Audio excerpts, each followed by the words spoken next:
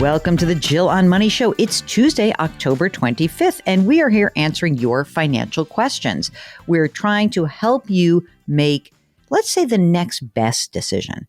And I was laughing to myself, chuckling around because someone asked me whether I was akin to somebody else who has been in the personal finance world. I said, yes, I'm just like that person, but I'm not judgmental like that person. You guys can read into who I was talking about. I have no judgment here, and Mark doesn't either. We don't really care what your circumstances are. You could be rich, you could be poor.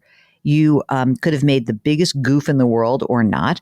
We're going to try to help you figure out what's the next best step.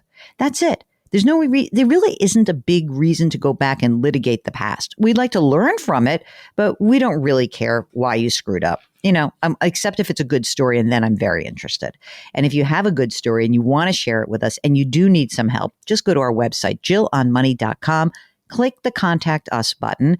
Let us know if you would be willing to come on the air. That is what Shannon did. Shannon is on the line from Nashville. Hi, Shannon. Welcome to the program. What can we do for you? So we just sold our house and made a lot of money. Yay! Right? And so what do we do with said money? Okay. You say there's a we. Who is the we? My wife and I. Okay. How old are you guys? 42 and 41. Who's 42 and 41? And did you have to stutter thinking about your own age or your wife's age? It was mine. 42 is me. All right. It only gets better and better, I promise. Okay. So you're 42 and 41. So what happened? You sold a house and what? Are you renting or you had two homes? No, we bought a different house. How much did you pay for the new home? $680. Okay. And how much of a mortgage do you have on that home? I think it's right at like 520 now. And what's the interest rate on that, Shannon? 3%. Nice. 30-year fixed? Yeah. Great. Okay. Well, what happened? What was the delay in between? Like, was there? Is this just a pile of money that's been sitting around? What's going on? There was a little bit of a delay because we wanted to do a little bit of updates to the house that we sold. Mm-hmm. So we put 20% down and bought the new one. And then when we sold the old one, we ended up with this little pile of cash. Tell me about the pile. I like a lot of money. I always like crap load of money is always my favorite term. So what's your crap load? What did you net from the sale of the home? About $200,000. Mark, this is where I need a sound effect, okay? This is where I wish I had one of those old talk radio boards with like or something like that. Okay. So do you guys have kids? We do. How many? 2. How old? One's 18 and one's 15 going on 16 soon. Oh boy. Okay, 18. In college, in high school, where are we? Graduated and maybe going to community college. We're trying to talk him into it. How's that going? Great. No, I don't know. Either that or get a job, right? I mean, I like both of those. How about get a job and go to community college? Take Right? classes. Okay. What about our 15 to 16-year-old? What's the plan there? I think he might be more into going to college. Okay. Do you have any money saved for him yet? Yeah, we have a 529. How much is in there? Almost $37,000. $37,000 in the 529 plan. So my first thought is like, great, let's jam in some money from the house sale and put money in the 529 plan. So how's that sound? Well, so we have relatives that are willing to pay for that if the children end up deciding to go to college. Those are my favorite kind of relatives, the rich ones. And I hope they're the rich ones without a lot of opinions. Those are my favorite. All right. So so forget the 529 plan for now. All right. Okay. So are you guys both working? Yes. Okay. How much do you earn, Shannon? And then we'll talk about wife. Okay. I earn just went up. So I think it's at like 150, 155. Okay. And your wife? 160,000. Okay, great. Are you both putting money into retirement accounts? Yep. Maxing them out? Yep. Okay. So what kind of retirement plan do you have through work? It's a 403B. Okay. How much money is in there right now? It took a nosedive. It's only at 300. Well, we can talk about what it was, but I'd rather know what it is. So 300 is fine. What about your wife's?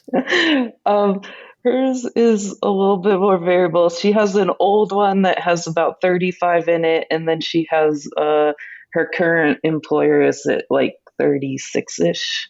Any other accounts? But you mentioned an old retirement for your wife, but any other accounts that you guys have in terms of maybe old IRAs or old retirement accounts or brokerage accounts, anything like that floating around? Yeah, so we have Roth, and then we have a brokerage account.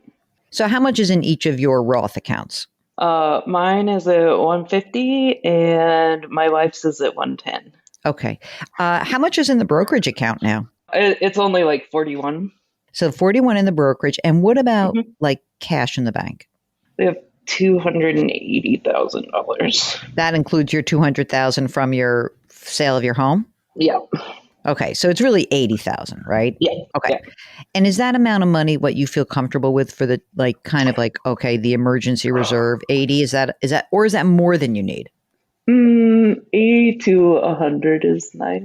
Okay, it's nice. What should we do with your $200,000? Do you have any other work to do in your new home? Well, so we've spent a little bit doing that, which is why we haven't added recently. And there's a little bit more to do, but how much more? How much of that 200 is available for me to invest? That's what I want to know. So probably between $20,000 more worth of work.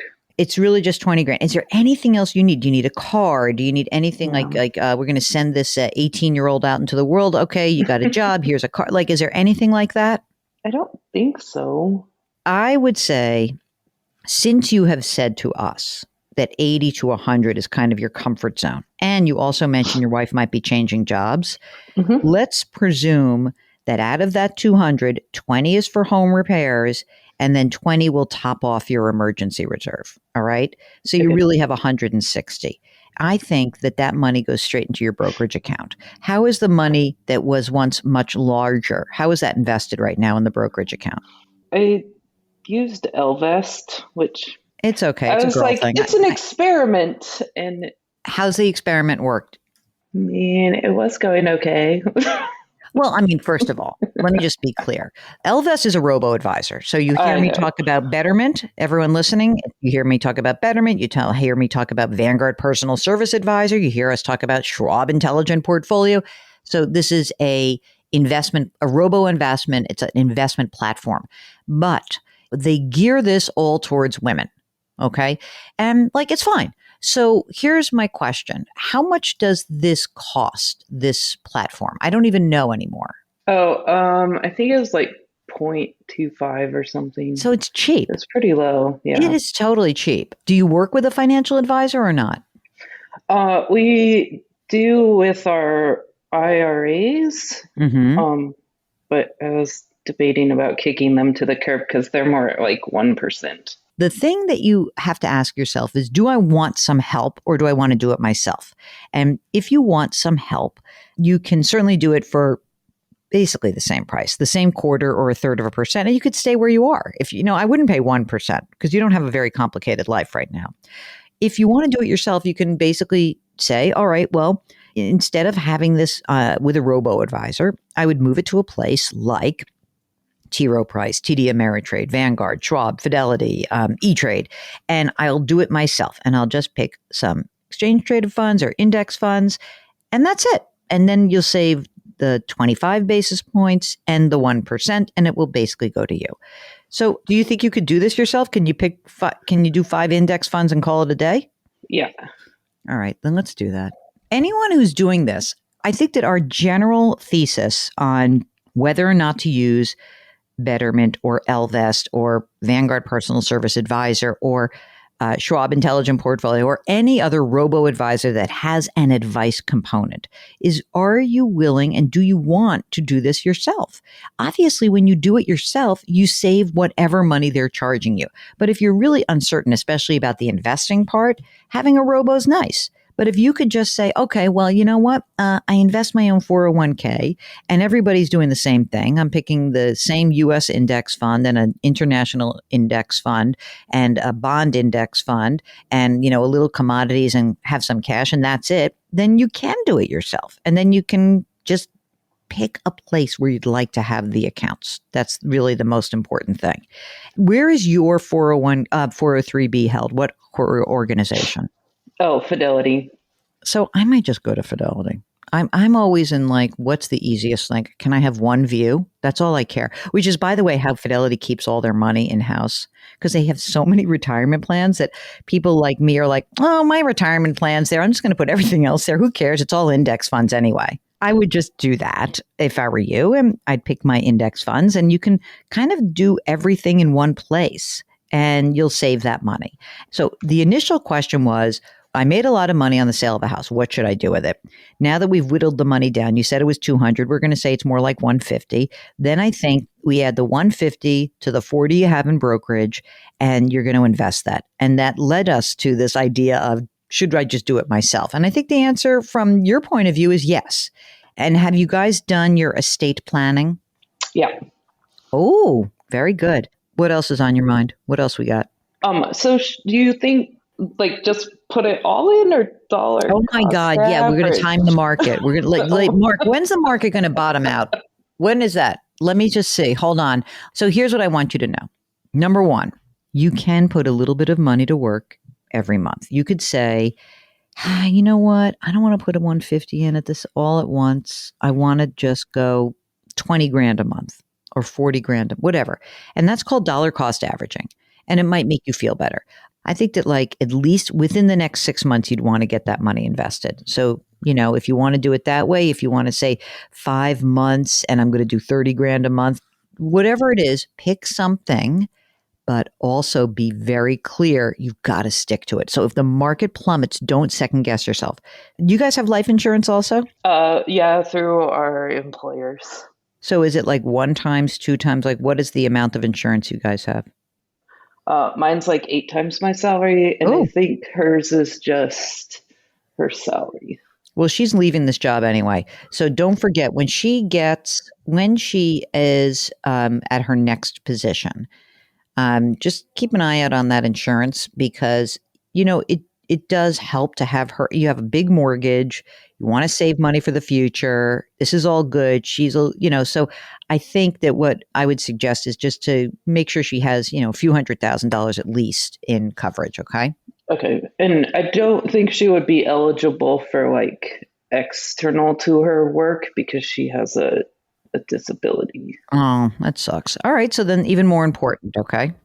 All right, Shannon, you're done with us and we're done with you. If you, like Shannon, need a little direction, let us help you. Give us a holler. Go to JillOnMoney.com, click the Contact Us button. Let us know if you'd be willing to come on the air. Of course, on the website, there's all sorts of stuff. There are TV appearances. Mark, it was so funny when I was on TV, I was about to text you and about like, hey, I was on the show this morning. It was already up. You're so smart. So thank you for that. So you've got my TV appearances, you've got resources, you've got our radio show. Our other podcast is called Eye on Money. So it's all on the website. And of course, you can pre-order my new book. It's called The Great Money Reset. When you pre-order, you're going to be eligible to join us for a special event, which is very exciting. Try to do something nice for someone else today. Grit, Growth, Grace. Thank you for listening. We'll talk to you tomorrow.